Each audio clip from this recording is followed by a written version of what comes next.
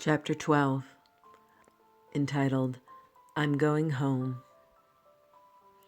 Marie is at work in the laboratory, and aside from the Curie Institute being world-renowned, the students are from around the world. Over the years, the staff and students are from Norway, Sweden, Russia, Poland, England, Germany, Belgium, China, Iran, India, Austria, Portugal, Switzerland, and Greece. Marie's pragmatic style, vision for science, and priority of attention to students makes her a masterful leader in her position as director of the laboratory. One student recalls, Marie Curie came every day and spent hours and hours there. There was no question that she was good at administration. But what was most important and most precious was the close contact between the students and the heads.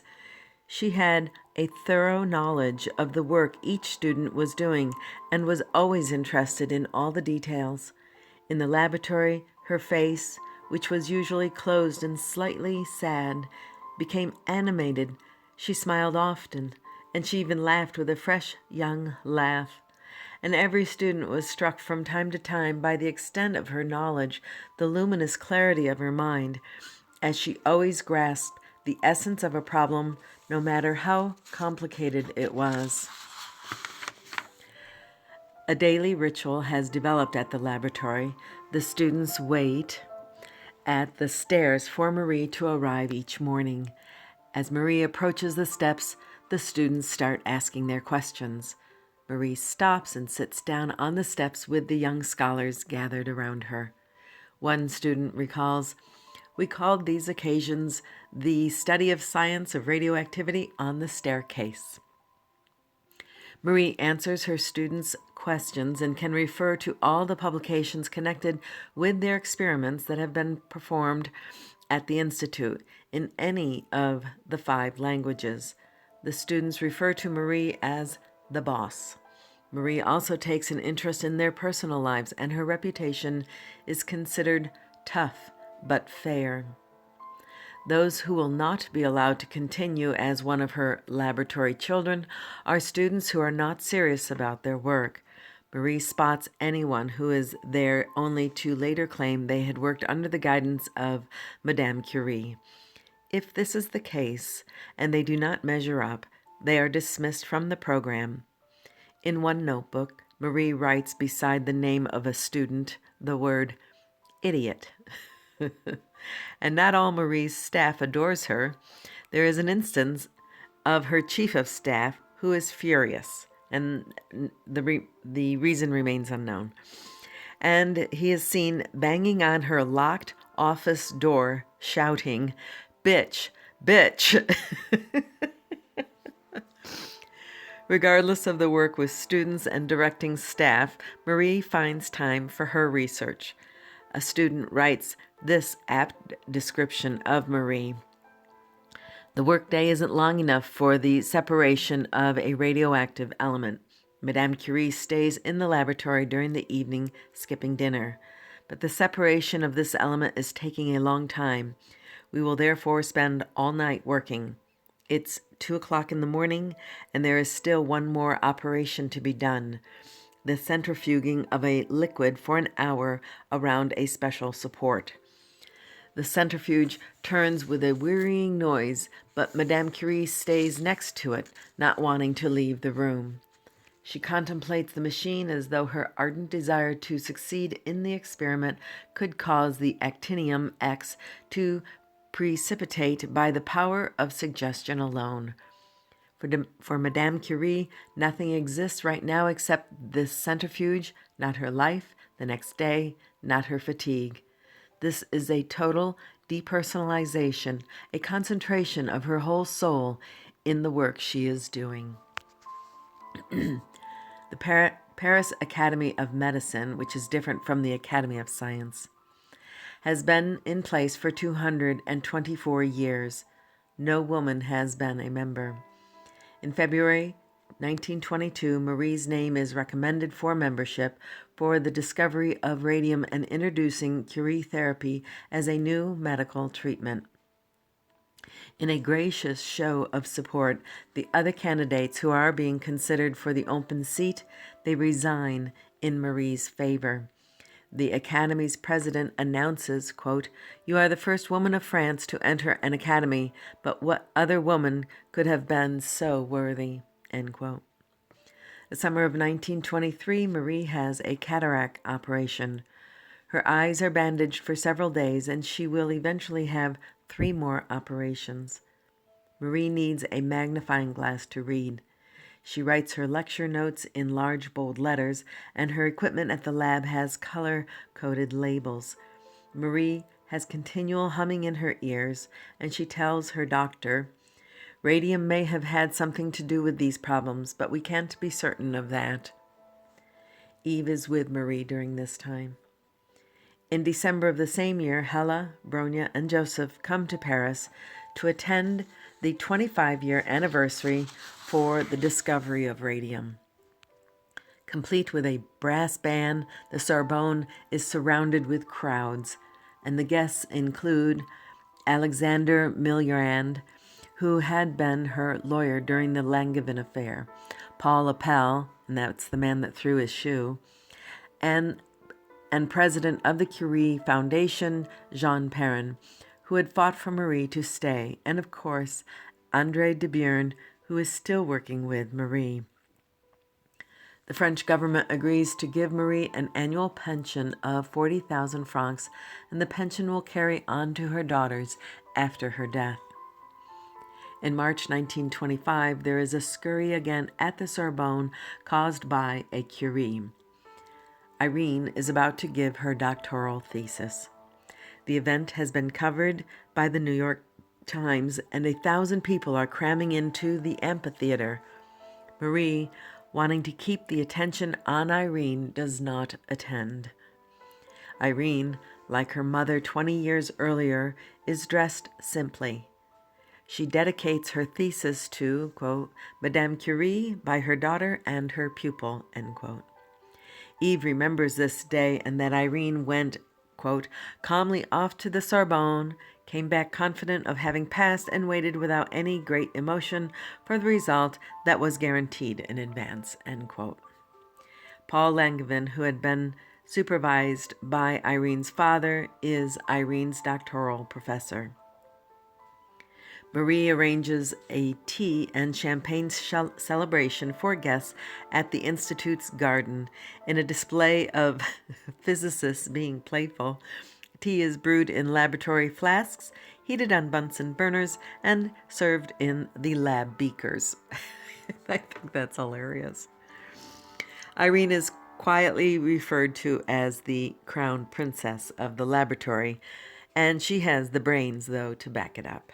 The Sorbonne had appointed Irene as Marie's assistant after the war.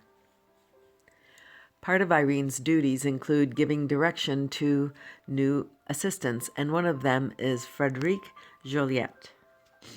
He has come up through the lesser ranks, much like Pierre and Paul Langevin. In fact, Langevin was Frédéric's teacher and mentor.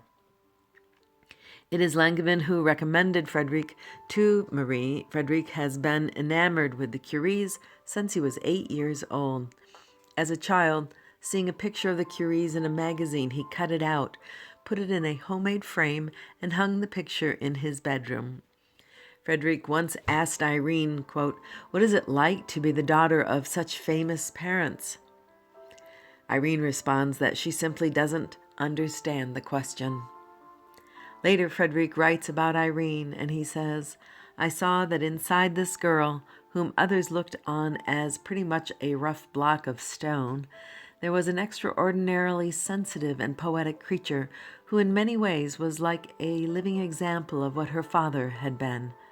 I saw in his daughter the same purity, the same good sense, the same calm." End quote. Irene has also taken notice of Frédéric. Eve recalls, "One morning at breakfast, Irene calmly announced to her family her engagement to Frédéric Joliet, the most brilliant and most high-spirited of the workers at the Institute of Radium. The existence of the household was turned upside down. A young man suddenly appeared in the female household where, except for a few familiars, nobody ever penetrated. End quote. Marie comments to Jean Perrin that this boy is full of fireworks, and she introduces Frederick for the next 2 years as, quote, the man who married Irene. Since French law gives husbands control of property, Marie insists on prenuptial agreements, making certain that only Irene will have control of the Curie Institute and the radioactive substances. Irene, always protective of her name Curie, will sign her name on separate documents as Irene Curie. Together, they are Irene and Frederick Joliet Curie. Frederick defends his doctoral thesis on March 17, 1930, and Marie once again hosts a celebration tea in the garden of the Institute. Irene and Frederick will have a baby girl, Helene, born the year after their wedding, 1927. The doctor has told Irene she has tuberculosis and to cut back on work and not have any more children. The week after Helene is born, Irene is back in the laboratory, and in 5 years they have a son, Pierre. Marie is delighted with grandchildren, and Eve recalls, quote, stories about her granddaughter. A quotation from the child's talk could make her suddenly laugh to the point of tears with an unexpected laugh of youth. Helene, the granddaughter, remembers her parents speaking of her grandmother Marie frequently when she was growing up. She remembers that her grandmother loved to garden and doesn't know, though, that her grandmother is famous, and she doesn't know until later as a young woman. Both Helene and her brother Pierre become physicists, and it's Helene who is the one to marry Paul Langevin's grandson. So both the grandchildren marry from this, former relationship. During the 1920s, Bronya decides that Warsaw should also have a radium institute. Bronya and Marie start a fundraising campaign entitled Buy a Brick for the Marie Sklodowska-Curie Institute. Marie and Irene go to Warsaw in 1925 to lay the cornerstone of the Marie Sklodowska-Curie Institute. Marie meets the president of the Polish Republic. He had met Marie 33 years earlier when he was in exile in Paris. While he and Marie are chatting at the event, he remembers the traveling cushion that Marie had loaned him for his secret trip back to the Russian-controlled Poland. Marie reminds him that he never returned the cushion. On this trip, Marie attends the theater. The show is starring the actor Monsieur Kotobrinsk. And this is the same man that Marie, as a teenager, and her cousin, remember? They made that wreath of flowers and they tossed it to him while he was going by in the carriage. When Kotobrinsk is on the stage, he sees Marie in the audience and he bows to acknowledge her. Wow, talk about coming full circle. Marie is suffering constant problems with her health. Aside from her struggle to cope with blurry vision, Marie is afflicted with anemia, fatigue, a running low-grade fever, and a drop in her blood pressure. Still wary of media attention, Marie uses assumed names when she checks into hospitals for treatment. And she writes to Bronya, "Sometimes my courage fails me, and I think I ought to stop working, live in the country, and devote myself to gardening. But I am held by 1,000 bonds, and I don't know when I shall be able to arrange these things otherwise. Nor do I know whether even by writing scientific books I could ever live without the laboratory." One of the 1,000 bonds is the 1927 Solvay Conference. Marie is the only woman among 28 men invited to the 1927 Solvay Conference.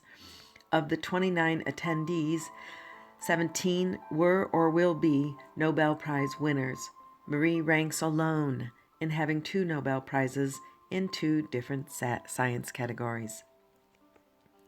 Another of the 1,000 bonds is Missy, who is on her way back from an interview with Mussolini in Italy. Missy stops in Paris to see Marie and to be awarded the Legion of Honor from France. It's 1928, and Missy, like Marie, is tired and struggling with poor health. Missy has received radiation treatment for a malignant tumor. She is disillusioned with business and politics, and her husband has died of tuberculosis. As the two women catch up, Missy realizes that Marie is using her final funds to supply Warsaw with a sample of radium.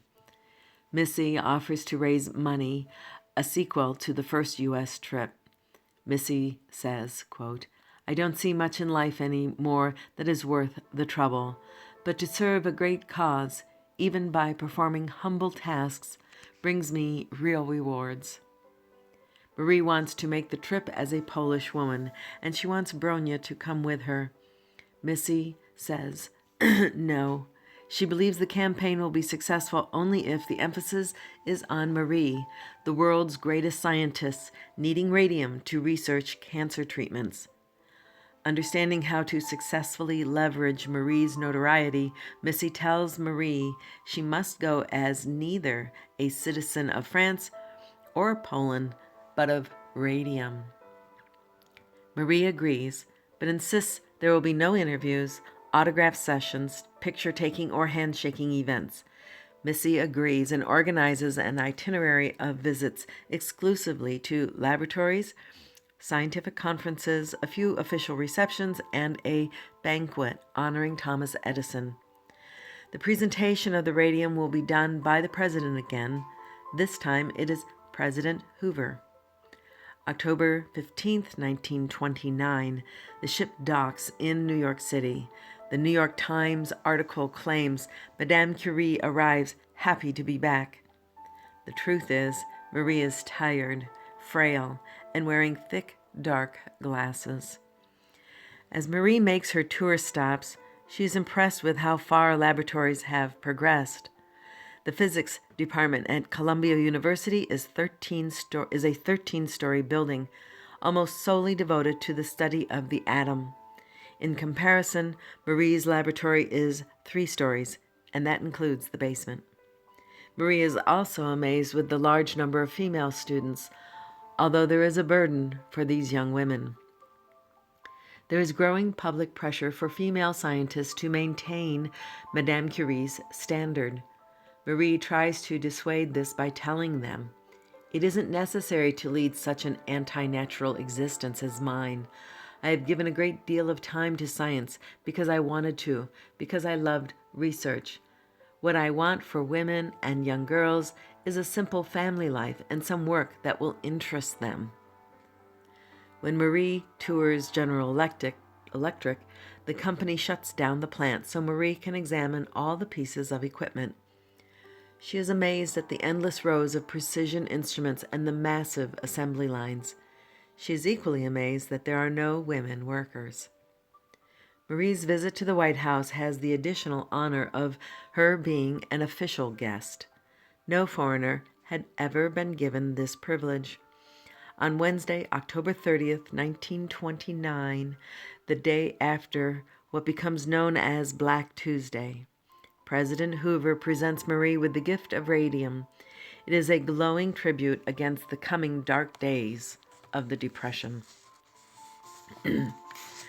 July of 1930, Marie is in Geneva for the League of Nations. She is shifting her opinion and realizing the necessity of scientists having patents on their work, reconciling to the fact that more research is driven by the profit of the industry.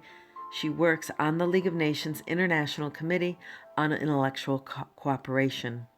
In the next few years, Marie insists that governments establish a royalty payment for scientists whose discoveries benefit mankind.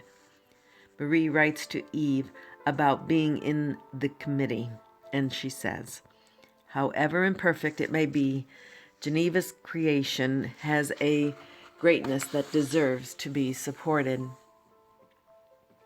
Einstein is a member for a while, and he writes, "Its members may be efficient, but this is the most inefficient enterprise I've ever been associated with." In the turmoil of the times and the rising anti-Semitism, Einstein quits for political reasons. Einstein tells fellow physicist Max Planck, quote, "I am on the nationalist list to be assassinated." During the trip in the 1930s to Geneva, Marie writes to Jacques Pierre's brother, who is seriously ill. Marie leaves... I'm sorry, I misread that. During the trip in 1930 to Geneva, Marie learns that Jacques Pierre's brother is seriously ill. Marie leaves immediately to help care for him. At the same time, Marie receives news from Poland that Bronia's husband, Casimir, has died. This coincidence with the recent tragedy of Hella, and that's Bronia's daughter, that she has died, and Hella had been living in Chicago, and the cause of death is possibly suicide. Marie writes to Eve about Bronia and says, "What I fear most for her is the moment when she must step down from her activities because she could let herself get overwhelmed by the past that haunts her." Because now Bronia is alone, because remember, she's the one that her son died back, when he was just a little boy. And now her daughter has died tragically, and her husband. So that would be very difficult. During 1930, Marie has her 4th cataract operation. Marie writes Eve that she is pleased with the results. She can go for walks again on mountain trails without wearing her glasses. Missy comes to visit during the 4th operation, and Missy encourages Marie to come to the United States one more time. Marie is unsure about making this trip. When Missy bids Marie goodbye, this will be the last time the two friends are together. Marie is the icon of science. Her shift from research to promoting science is certainly less intellectually stimulating. Marie writes to Irene, "I am stupefied at the life I am leading, and I can't say anything intelligent to you. I ask myself what fundamental defect in the human organization makes this kind of agitation to a certain extent necessary. We are dignifying science, Mrs. Maloney," that would be Missy, would say, "and what can't be denied is the sincerity of everyone doing these things and their conviction that they have to do them." End quote. In July of 1932, Marie will dignify science with her presence at the inauguration of the Marie Sklodowska-Curie Institute in Warsaw. Marie cannot deny the immediate impact of her second trip to the United States. The gift of radium to Warsaw means cancer patients are receiving radiation treatment. And here's a quote by Albert Einstein, what he writes of Marie. "Marie Curie is, of all celebrated beings, the only one whom fame has not corrupted." Marie, who will always cringe at the thought of public appearances, is sacrificing her time to make trips to Holland, Brazil, Italy, Denmark, Czechoslovakia, Spain, Scotland, and of course, Poland. She travels to Geneva to be a voice in the League of Nations in her position on the Commission for Intellectual Cooperation. At a conference in Spain, Marie speaks on, quote, "the future of culture," and Marie states, quote, "I believe that science has great beauty. A scientist in the laboratory is not a mere technician. He is also a child confronting natural phenomena that impress him as though they were fairy tales. We mustn't let anyone think that all scientific progress has to be reduced to mechanisms, machines, gearboxes, though these things too have their own beauty. I also don't think that the spirit of adventure is in danger of disappearing from our world. If I see anything vital around me, it is this very spirit of adventure, which seems ineradicable and is very closely related to curiosity." In October 1933, for the 7th Solvay Conference in Brussels, the attendance will include Marie, Irene, and Frederick. As a third woman at the conference is Lisa Meitner. It will be the first conference dedicated to nuclear physics. Marie works in the laboratory every day and gives lectures at the Sorbonne twice a week. Jean Perrin is in the building next door at the Institute of Physical Chemistry. Henry Poincaré is across the courtyard at the Institute of Mathematics and Mathematical Physics, which is headed by Émile Borel. And now the Academy of Sciences, that keeps a death grip on their all-male policy, is seeing their funding gradually maneuvered away by Jean Perrin. Money is instead going to the Center International of Research Scientific, or today known as CERN, C-R-N-S. Marie's priority of the laboratory continues. When a student reported to her the results of an experiment, the student remembers, quote, Madame Curie turned around abruptly, removed her glasses, and gazed at me with her most beautiful smile, which lit up her tired face, end quote. For anyone traveling to a remote location, Marie reminds them to bring back minerals. The lab has one of the most extensive collections. Marie falls in the laboratory and breaks her wrists. Complications hold her back from returning to her work right away. She is weak, feverish, and having dizzy spells. She still contends with constant ringing in her ears, and her fingers are sore. She overcomes all this and is back to work and making trips for the sake of science. Eve meets Marie at the train after one of her many trips. Eve has given up on changing her mother's dress preference. She wants the simplest dress and the cheapest hat. Marie still carries the same brown leather handbag given to her by an association of Polish women. Eve knows how draining trips and public attention are for her mother, and she writes, We have seen Marie Curie in the evening of her life at the mercy of the admiration of crowds, received by presidents, ambassadors, and kings in all latitudes. One picture, always the same, dominates the memory of these fates and procession for me, the bloodless, expressionless, almost indifferent face. End quote. Marie continues as the chair of general physics at the Sorbonne. She teaches on Mondays and Wednesdays at 5 o'clock. Every morning, Marie is at the laboratory. Irene is taking on more and more of the laboratory responsibilities, but Marie is still there. Staff in the lab is aware of her frail condition and her difficulty in seeing. André de Bierne is still at Marie's side to give her support. He has worked with Marie for almost 40 years.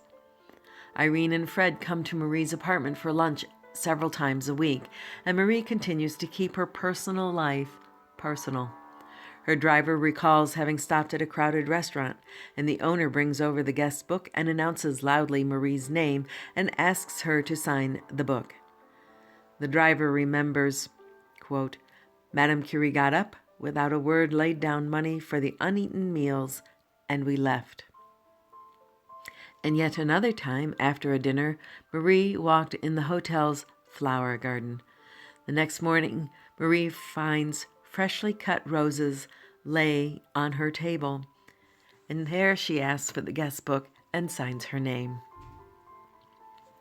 In the winter of 1933 to 34, Marie spends time on vacation in the French Alps with Irene and her 7-year-old granddaughter, Helene.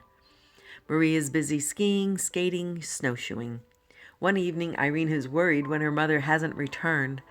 Marie is fine. She stayed out to see the sunset. January 15, 1934, Marie goes to the laboratory to see Irene and Frederick's work. They give Marie a tube containing the first sample of an artificially created radioactive isotope. Marie holds the Geiger counter up to the sample, and the clicks confirm the radioactivity. Irene remembers, quote, I will never forget the expression of intense joy that came over her face, end quote. This will be the final thrill of Marie's life in the laboratory. As an aside, a scientific journal that year will call artificial radioactivity, quote, one of the most important discoveries of the century. Irene and Frederick will be awarded the Nobel Prize in Chemistry the following year for their discovery. At the reception, the King of Sweden asks Frederick where Irene is, and Frederick finds her in a corner, quietly reading a book. Back to the text. Society has inched forward when an article about Irene and Frederick in Time magazine reads, "Husband and wife work like one person with 2 heads, 4 hands, and 20 fingers." End quote. The struggle to be equal is far from over. Other press stories will continue to attribute Frederick with the brains and Irene as the assistant. Irene and Frederick will both apply for membership in the Academy of Sciences. Frederick is accepted, Irene is not. Irene will apply 2 more times and be denied.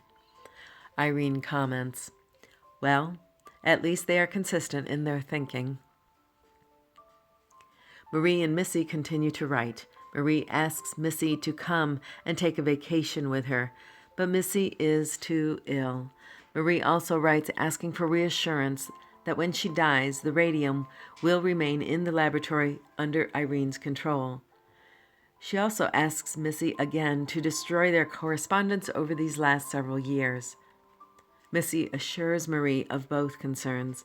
Marie has also cleared material from her own files that she doesn't ever want to be made public. Bronya comes to visit in the spring of 1934. The 2 sisters have 5 weeks together, and they take a road trip. Before Marie leaves, she writes to Irene, "I've written a provisional resolution on the subject of the gram of radium, which can serve as a will, and I have put it with the documents from America in a packet. The contents are indicated in red on the outside. All this is in the drawer of the chest in the drawing room below the locked drawers." Cold days during the trip cause Marie to catch a chill. Marie worries she will not be able to finish the 2nd edition of her book on radioactivity or finish the new country home she is having built in Sceaux. After Bronya leaves, Marie writes to her, quote, "I feel the need of a house with a garden more and more, and I ardently hope that this will succeed." Marie, not recovering, is taken to a clinic. Jacques, still the ever-caring brother-in-law, he writes to Marie, "When you are back on your feet, you must resolve to follow a more serious and less debilitating regime. Tenderest wishes and affection." In May, Marie is at the laboratory, but she is struggling. She quietly says, "I have a fever. I'm going home." It will be the last day she is in the laboratory. When she is walking through the garden, she sees a rose bush that needs attention and tells a staff person to make sure the plant has care. Marie needs care too, and it's Eve who is staying with her. When a few friends come to visit or when Marie chats with Eve, Marie is pleased that proofreading of her book is finished, and she talks about the new house being built in Sceaux. Marie has a doctor's visit. She has continual humming in her ears, and she is nearly blind in spite of the cataract operations. Her diagnosis is tubercular lesions. Eve consults 4 other doctors. They agree. The doctor recommends Marie go to a sanatorium for the fresh air. In this next episode of Family Support, the plan is for Eve to stay with her mother the next few weeks, and then some of the family from Poland will come, followed by Irene. Marie, Eve, and a nurse leave in a train. The journey is exhausting. Marie faints in Eve's arms on the train. Once they arrive at the sanatorium, Marie is using an assumed name under Madame Pierre. The doctors take x-rays of her lungs, and there is no sign of tuberculosis. This is disheartening, realizing now that the trip was worthless. The doctor, diagnosing extreme pernicious anemia, also tells Eve that Marie's condition is hopeless, and he explains aplastic pernicious anemia, and it's the bone marrow that cannot react properly because it has been injured by a long accumulation of radiation. End quote. Marie's temperature is 104. As Eve sits with her mother and holds her hand, Eve remembers her mother telling the stories of the carefree teenage year. Eve writes, "Many years later, my mother sometimes evoked those happy days for me. I looked at her tired face, worn out by nearly half a century of care and immense toil. And I thanked the destiny which before it dictated this woman's austere and inexorable summons that she had been allowed to follow by sleigh after the wildest sleigh ride parties and to use up her shoes of russet leather in one night of dancing." Eve makes the decision to spare Marie the emotional suffering of knowing the prognosis. Eve also decides not to call the family to the bedside and not to allow any treatment that would prolong Marie's life. Irene and Frederick arrive July 2nd. When Irene comes to her mother's room, the situation is so shattering to Irene she cannot bear to be in the room. Much like when Marie lost Pierre, Irene is losing more than a mother.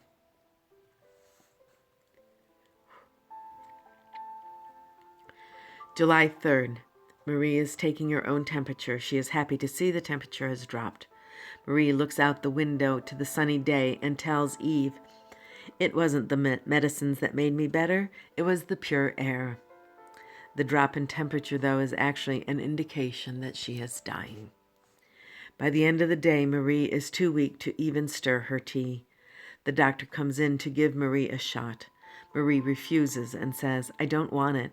I want to be left in peace." Eve remembers this as her mother's last coherent words.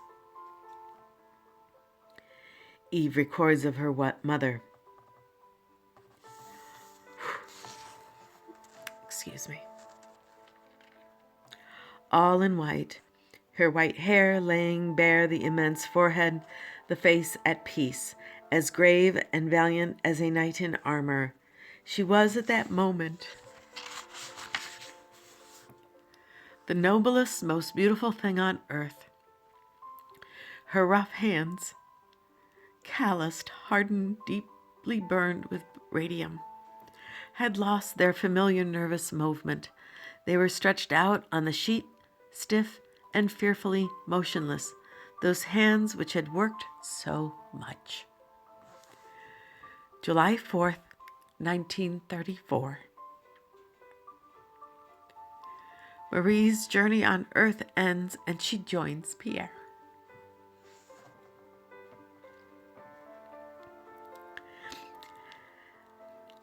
At this point, too, I'll also read the epilogue about just wrapping up details then. And it starts with a quote by one of Marie's favorite students. His last name, Fournier. His first name is George. And he says, "We have lost everything." Marie was only 66 when she died. She didn't want a priest or prayers, and certainly not a state funeral. Family, friends, and her co-workers gathered at the cemetery in Sceaux. Wreaths of flowers arrived from dignitaries around the world. The most notable wreath for Marie would have been the one sent from the President of Poland. A rose was given to each of the mourners to place on top of Marie's casket as they passed by. Jacques, Marie's supportive brother-in-law for 40 years, was too weak to attend the funeral. Bronia and Joseph arrived from Poland. They each brought, unbeknownst to the other, a handful of soil from their homeland. As the casket was lowered, Bronia and Joseph threw the soil on top of it. Marie's casket rested above Pierre's, together again. The gates of the cemetery were closed to keep the crowds out. The press, uninvited, at least stayed at a distance. One French paper, the Journal, still found a way to be critical of Marie, and they take a swipe at Marie's funeral when they write, "The supreme pride which takes the form of voluntary effacement, of refusal of honors, of excessive simplicity." End quote. Eve later explained, quote, "My sister and I believed that we were respecting the intimate wishes of our mother in burying her in the cemetery in Sceaux, in the tomb where Pierre Curie rests, and also in giving the ceremony a simple character." Scientists write about her. Ernest Rutherford, he writes, "Her brilliance, her scholarship, lifelong devotion to her work, which played a most important part in the origination of an entirely new science, her work will go on." Nikola Tesla writes, "She leaves among her contemporaries an impression akin to that of a rare ethereal phenomenon. By sheer force of mind, she managed to sustain her frail body through years of concentrated effort." And John Perrin, he writes, "Madame Curie is not only a famous physicist, she is the greatest laboratory director I have ever known." In 1935, Marie's book, Radioactivity, the book which she was worried about finishing, becomes part of the library collection at the Radium Institute. Marie never referred to the Radium Institute as my laboratory. It was always the laboratory. As the director, she developed and maintained the laboratory, secured radioactive substances for research, kept the laboratory financially sound, and ensured scholarships for the students. From 1919 through 1934, 483 scientific communications were published. Marie was the author of 31 of these publications. André de Beuron, a pillar to Marie's life, was the successor to the laboratory that was named the Curie Institute now. De Beuron died in 1949. Irene was named the head of the Curie Institute. December 1935, Irene and Frederick received the Nobel Prize for Chemistry. Irene gave the acceptance speech first. Frederick acknowledged Marie in his speech when he says, "It was certainly a satisfaction for our late lamented teacher, Marie Curie, to have seen the list of radioactive elements that she had the honor to inaugurate with Pierre Curie so extended." End quote. Irene, who doesn't mention Marie in her speech, later writes to Missy, and she explains, "I do not understand how I could speak of her to journalists." Until the 1930s, Irene and Frederick followed the protocol of Marie and Pierre, publishing everything they discovered. Not wanting to have their research in the hands of Nazis, Irene and Frederick put all their documents on nuclear fission in a sealed envelope in a safe at the Academy of Sciences. The documents remained sealed until 1949. Irene Curie died in 1956, and Frederick is devastated. She was 59, and her death was from leukemia caused by the exposure to radioactive substances. This exposure was mainly from the X-ray work that she performed during World War I. Irene and Frederick had worked together for 30 years. He was offered Irene's chair at the Sorbonne. He accepted, and he became the head of the Curie Institute. This wasn't for long. Frederick died 2 years later from exposure to radium and polonium. Helene, daughter to Irene and Frederick, lived in the Curie home in Sceaux. Helene said of her mother Irene, quote, "My mother told me she had the most interesting life one could imagine. It was my grandmother, Marie, who made her feel that way." And Helene confirmed the family tradition, saying, "My brother and I are both physicists, but our parents never pushed that on us. Their point was that we should choose something interesting to do. It didn't matter if it was related to science." End quote. Paul Langevin became president of the Human Rights League in 1944 to 1946. He was under house arrest during much of World War II and escaped to Switzerland.